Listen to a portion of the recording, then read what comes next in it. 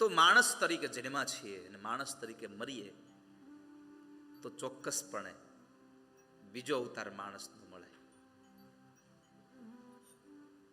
એકવાર એક સભા ચાલતી હતી અને બહુ બધા સંતો મહાપુરુષો પ્રવચન આપતા હતા, પોતાના રૂડા મંગલ આશીર્વાદ આપતા હતા. અને એમાં બહુ બધા ભણેલા ગણેલા બધા કથાઓમાં બેઠા હતા.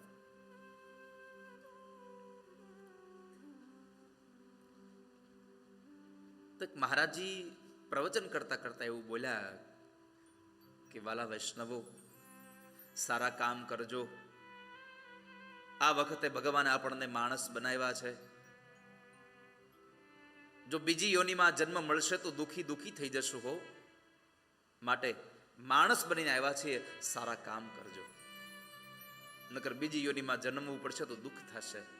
તો બહુ બધી સભા ભરી હતી, મોટી બધીમાંથી એક માણસ યુવાન ઉભો થયો અને એમણે આ વાક્યનો વિરોધ કર્યો. મહારાજ, આવું જૂઠું જ્ઞાન કેમ આપો છો? કેમ? તો કહે છે કે અમે તો એવું સાંભળ્યું છે કે માણસ મરે એટલે બીજો જન્મ માણસનો જ થાય છે. મહારાજ કે હા, સાચી વાત છે. માણસ મરે એટલે બીજો જન્મ માણસનો જ થાય છે. ઓલો માણસ અકળાઈ ગયો. હમણાં તમે થોડી વાર પહેલા એવું બોલ્યા હતા કે સારા કામ કરજો, નહીં તો બીજી યોનિમાં જશો, અને અત્યાર પાસે તમે એમ કહો છો માણસ મરે તો બીજો જન્મ માણસનો જ થાય. મહારાજજી કે પણ હું ક્યાં ના પાડું છું? માણસ મરે તો બીજો જન્મ માણસનો થાય. થોડુંક લેસન અઘરું છે, સિંગ ફોલીને જ દેવી પડશે. માણસ મરે તો માણસ થાય. સમજાય છે? આપણને ભગવાને શરીર માણસનું આપી દીધું એટલે માણસ નથી થઈ ગયા. આપણો સ્વભાવ માણસનો હોવો જોઈએ. આપણી વૃત્તિઓ માણસની હોવી જોઈએ, આપણી પ્રવૃત્તિ માણસની હોવી જોઈએ.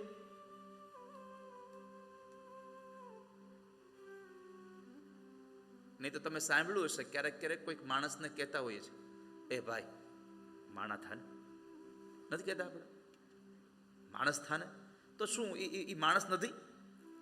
માણસ જ છે, છતાં પણ એની વૃત્તિ, એની પ્રવૃત્તિ સારી નહોતી એટલે કહ્યું તું માણસ થા.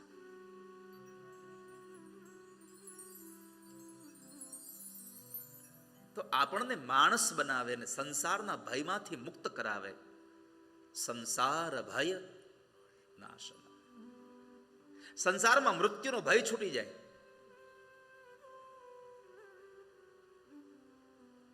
કારણ કે મરવાનું છે એ વાત પાકી છે, પણ એ મરણનો ભય છૂટે એના માટેની આ કથા છે. મરણનો ભય કેમ છૂટે? સૌથી પહેલી વાત તો એ છે કે તમારે સ્વીકારી લેવાનું છે કે મારે મરી જવાનું છે. ક્યારે મરવાનું છે એ મને નથી ખબર. મને મીન્સ આપણને, મારે મારું જોવાનું છે, તમારે તમારું જોવાનું છે. તમે ક્યારે મરશું ખબર નથી, મરી જવાનું એ પાક્કું છે.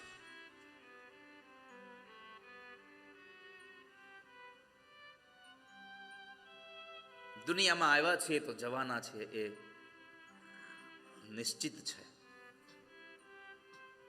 પણ એ જતી વેળાએ આપણને દુઃખ ન થાય, જતી વેળાએ આપણને ભય ન લાગે, એના માટે થઈને આ કથા સાંભળવાની છે.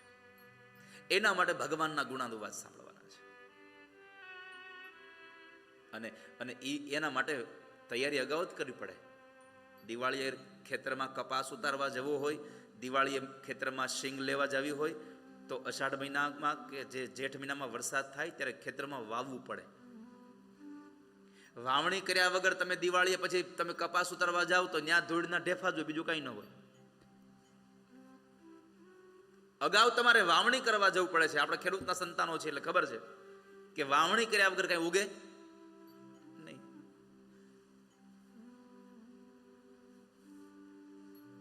તો એમ પ્રભુના નામનું પણ તમે વાવેતર જીવનમાં અગાઉ નહીં કર્યું હોય તો અંતિમ સમય પ્રભુ યાદ નહીં આવે. અંત સમયે તમારે પરમાત્માને યાદ કરવા હોય તો વાલા વૈષ્ણવો પહેલેથી પ્રભુને યાદ કરતા રહો. અને સંસારના ભયમાંથી છોડાવવા માટે કોઈ સાધન હોય તો એક કેવલ પરમાત્માનું નામ છે, કેવલ હરિનામ.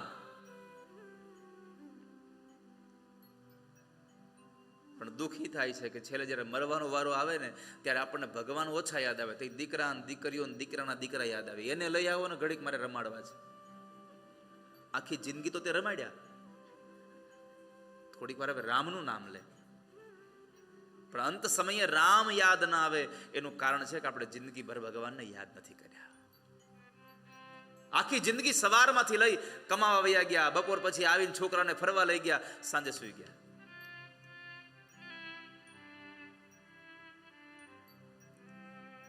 માટે ઈશ્વરને યાદ કરો.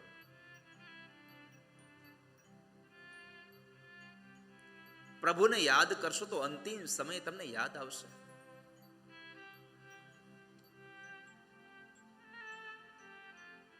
તો મૃત્યુના ભયમાંથી છોડાવવા વાળો ગ્રંથ છે, સિદ્ધાંતોથી ભરેલો ગ્રંથ છે. અને એટલા માટે ભગવાન વ્યાસે કહ્યું, તદહમ તે વિધાસ્યામિ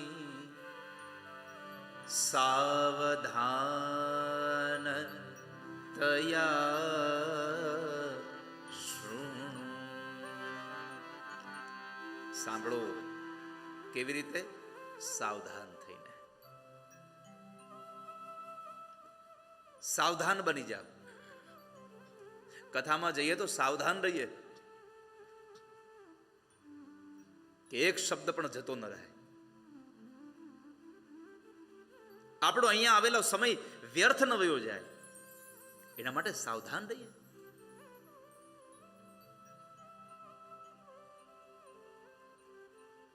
અહીંયા આવીને પણ આપણે બીજી પ્રવૃત્તિ કરીએ તો પછી કથા ક્યાંથી સાંભળી શકાય? આપણી આંખ છે ને એક સાથે બે દર્શન જોઈ શકે છે.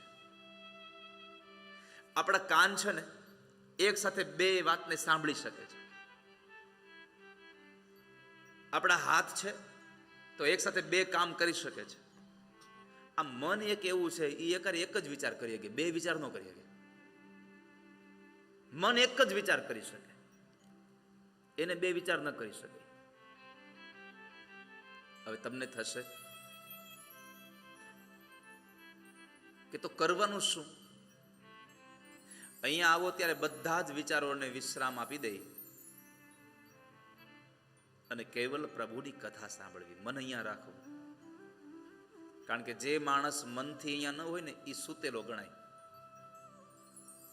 શાસ્ત્રની ભાષામાં જે માણસ મનથી અહીંયા ન હોય એ સૂતેલો માણસ કહેવાય. તમે મનથી કામ ન કરો, કોઈ પણ જગ્યાએ કંઈ કામ કરતા હો અને મનથી કામ ન કરો તો નથી કહેતા એલા ભાઈ ઊંઘમાં છો?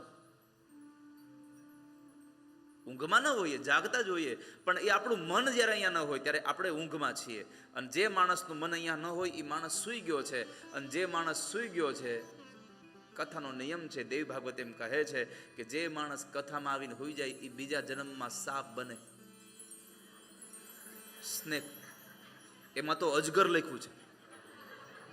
હા, દેવી ભાગવતમાં લખ્યું છે કે જે માણસ કથામાં આવીને સૂઈ જાય એ બીજા જન્મમાં અજગર બને, સાપ બને. એટલે તમારે ધ્યાન રાખવું, બાજુમાં કોઈ સૂઈ ગયું છે જગાડી દેવો. કારણ કે ઉપાધિ એ છે કે સૂઈ જાય એ સાપ બને, પણ બાજુમાં બેઠો બેઠો કોઈ જો જગાડે નહીં તો પાછો ઈવડો બીજા જન્મમાં મદારી બને.